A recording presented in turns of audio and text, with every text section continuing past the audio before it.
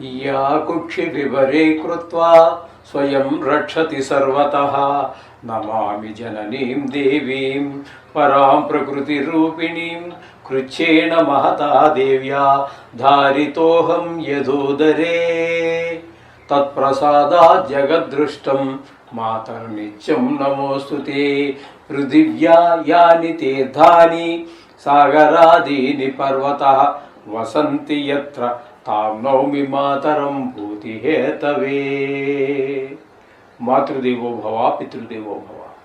June నెల 2026 సంవత్సరంలో గోచార ఫలితాలు ద్వాదశ రాశుల వారికి ఏ విధంగా ఉంటాయో తెలుసుకునే ప్రయత్నం చేద్దాము. అది కూడా సశాస్త్రీయంగా.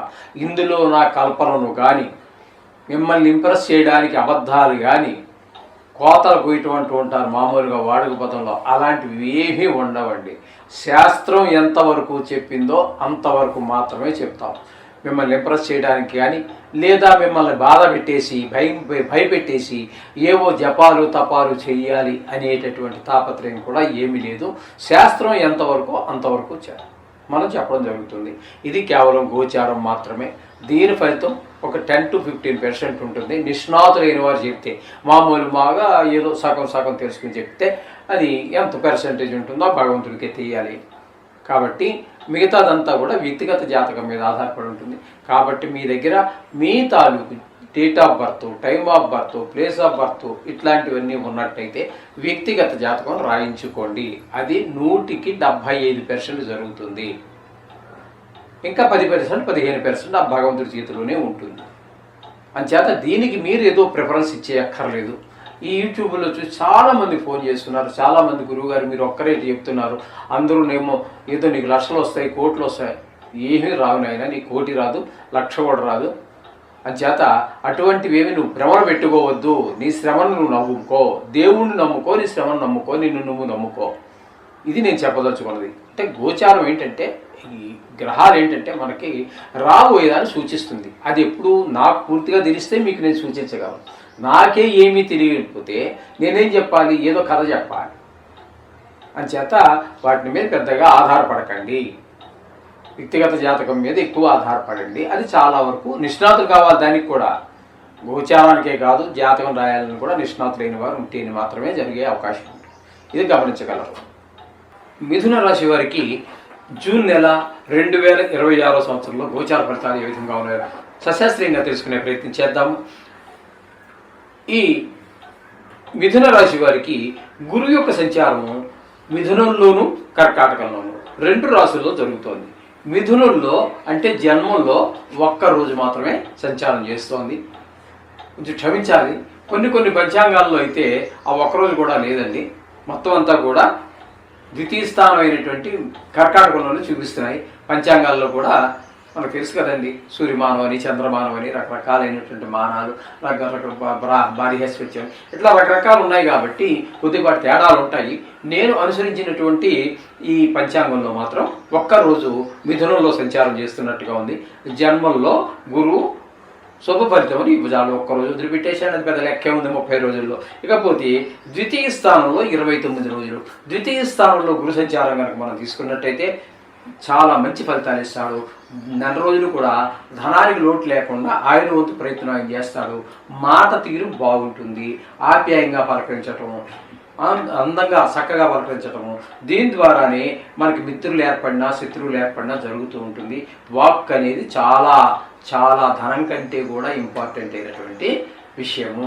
అలాగే కుటుంబంలో కూడా అందరికీ కూడా చక్కగా ఆనందంగా ఆహ్లాదంగా గడుపుతారు. అలాగే కంటికి సంబంధించినటువంటి వ్యాధులు ఎవరికైనా ఉన్నట్టయితే ఈ గురువు ద్వితీయ సంచారం వలన కొంత ఆ వ్యాధి ఉపశమనం పొందేటటువంటి అవకాశం ఉంటుంది. ఈ విధమైన పరిస్థితులన్నీ గురువు ద్వితీయ కర్కాటకంలో సంచారం వల్ల కలుగుతూ ఉన్నాయి. ఇక మనం తీసుకున్నట్టయితే శుక్రుడిని తీసుకున్నట్టయితే శుక్రుడు 8 రోజులు జన్మంలోను, అలాగే తదుపరి 22 రోజులు ద్వితీయ స్థానంలో. శుక్రగ్రహము అటు జన్మంలో 8 రోజులు, అట్లాగే ద్వితీయ స్థానంలో 22 రోజులు కూడా అత్యంత అనుకూలమైన ఫలితాలు ఇస్తూ ఉంటాడు. జన్మంలో ఉన్నప్పుడు మనకి మన ప్రవర్తన బాగుంటుంది, మన ఆలోచన ధోరణి బాగుంటుంది. మనం వాళ్ళకి ఉన్నటువంటి ఏ విషయంలో అయితే వారికి ఈ ప్రావీణ్యం ఉందో ఆ ప్రావీణ్యాల్లో ఆ సబ్జెక్టులో ఎలా పైకి ఎదగాలి అనేటటువంటి ఆలోచన చేస్తారు. అలాగే ద్వితీయ స్థానంలోకి వచ్చి అంటే కర్కాటకంలోకి వచ్చి 22 రోజులు ఉంటారు. ఈ ద్వితీయ స్థానంలోకి వచ్చిన తర్వాత ధనానికి లోటు ఉండదు. అలాగే కుటుంబంలో కూడా ఆహ్లాదకరమైన పరిస్థితి ఉంటుంది. అలాగే వీరికి ఉన్నటువంటి కళలన్నీ కూడా శుక్ర ప్రభావం ఉన్నటువంటి వాళ్ళకి కొద్దో గొప్ప ఖచ్చితంగా ఏదో కళలో పెద్ద ఏదో గొప్పగా రాణించకపోవచ్చు, కానీ ప్రవేశం కానీ ప్రావీణ్యం కానీ ఖచ్చితంగా ఉంటుంది. కాబట్టి వీరికి ఏదో ఇందులో ఉందో వాటిని కొంచెం ఒక మెట్టి ఎక్కడానికి ప్రయత్నం చేస్తారు ఈ విధంగా.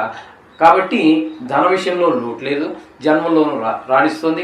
మొత్తం మీద నెలంతా రాణిస్తూ ఉన్నారు. కాబట్టి ఇక్కడ మనకి శుక్రుడు యొక్క అనుకూలత ఉంది కాబట్టి ధనానికి లోటు లేదు. కాబట్టి షేర్ మార్కెట్లో పెట్టుబడి పెట్టేటటువంటి వారికి నిరభ్యంతరంగా పెట్టుబడి పెట్టవచ్చు.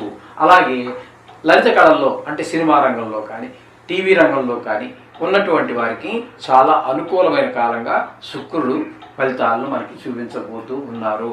కాబట్టి శుక్రుడు చాలా చక్కటి ఫలితాలు ఇస్తూ ఉన్నారు. కాబట్టి ఇది కూడా మనం నిరభ్యంతరంగా పెట్టుబడి పెట్టి ముందుకు వెళ్ళవచ్చు. ఇకపోతే బుధుని యొక్క సంచారము జన్మంలో ఒక 22 రోజులు, తదుపరి ఈ 8 రోజులు ద్వితీయ స్థానమైనటువంటి కర్కాటకంలో సంచారం చేస్తున్నారు. జన్మంలో బుధుడు శుభ ఫలితములు ఇవ్వజాలడు. ఎక్కువగా మనకి చెడు ప్రవర్తన వైపు, చెడు ఆలోచనల వైపు, వీటి వైపే ఎక్కువ మనసు లాగుతూ ఉంటుంది. 8 రోజులు మాత్రం ద్వితీయంలో సంచారం చేసే కాలం మాత్రం మనకి ధనానికి ఆయన కూడా లోటు లేకుండానే చేస్తూ ఉన్నారు. కాబట్టి ఇంకా ముఖ్యంగా చెప్పాలి అన్నట్టయితే ఇక్కడ ఈ మిథున రాశి వారికి ద్వితీయ స్థానంలో గురువు పూర్తి 29 రోజులు అంటే పూర్తిగా అనుకోండి, శుక్రుడు 22 రోజులు అంటే 2/3, బుధుడు 8 రోజులు. మొత్తం ఈ ద్వితీయ స్థానంలో ఉన్న 3 గ్రహాలు కూడా ధనానికి లోటు లేకుండా చూస్తున్నాయి. కాబట్టి వారికి ఆర్థికమైన ఇబ్బందులు ఈ 3 గ్రహాలు రాకుండా చూసుకుంటారు. ఇకపోతే తృతీయ స్థానంలో మనకి కేతు గ్రహ సంచారం. ఈ కేతువు కూడా మీకు అత్యంత శుభప్రదమైన ఫలితాలు ఇస్తుంటాడు.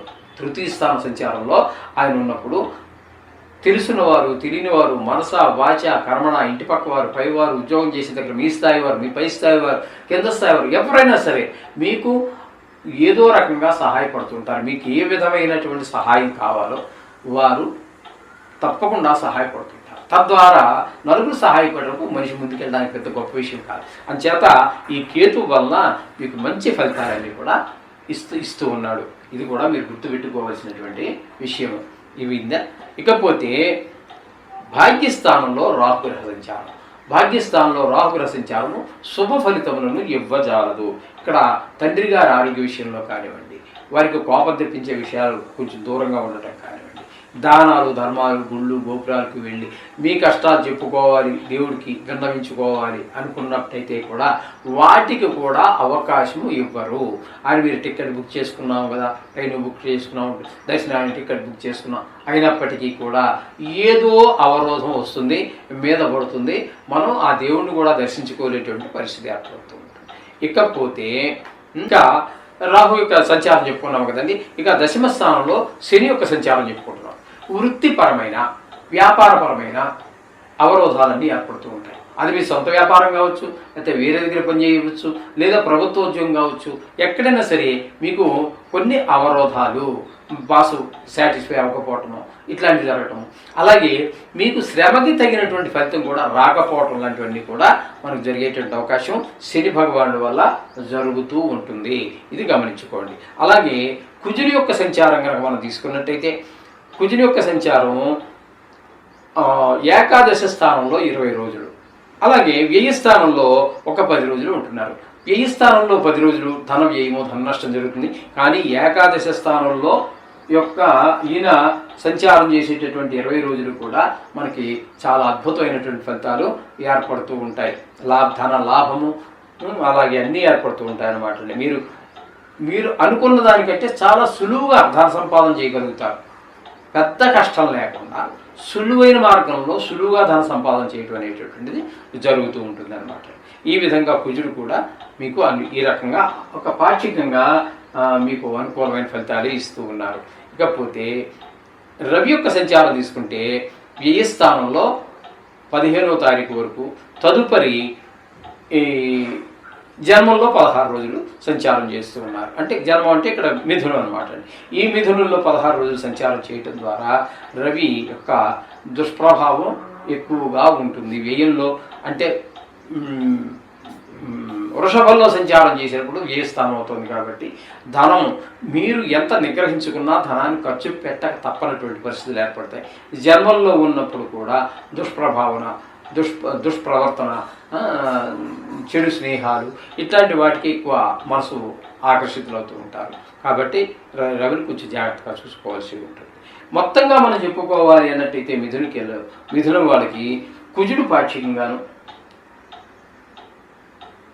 పాక్షికంగాను, గురువు పూర్తిగాను, అలాగే కుజుడు కూడా పాక్షికంగాను,